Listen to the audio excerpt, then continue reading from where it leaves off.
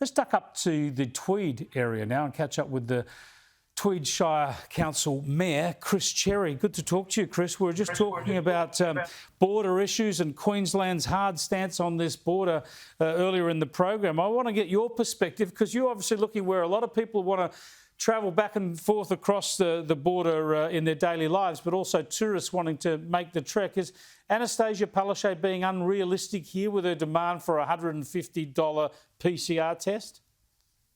Oh, thanks, Chris.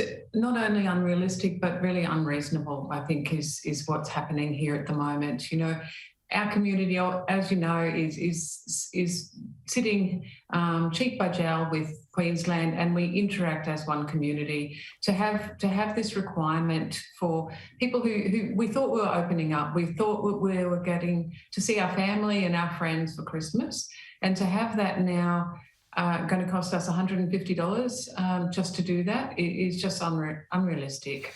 You know, I think if you think of a family of five that has to spend what's that, $750 to attend a friend's wedding or something like that, it just doesn't work in our circumstances. Yeah, the cost is extraordinary for a family, not to mention the inconvenience. But my point about this is it's so unnecessary, right? COVID-19 is endemic in the world now. Australia's managed to get through without a lot of trauma through to the vaccine phase. So we now have a highly vaccinated country. Now it's time to live with the disease with our vaccines. But Queensland's still trying to pretend it can keep COVID out of its state forever. This won't happen. I mean, 8 million people in New South Wales? I don't even know how many COVID infections there were today, but maybe there was a couple of hundred maximum. But how long are they going to keep this going? It's so illogical.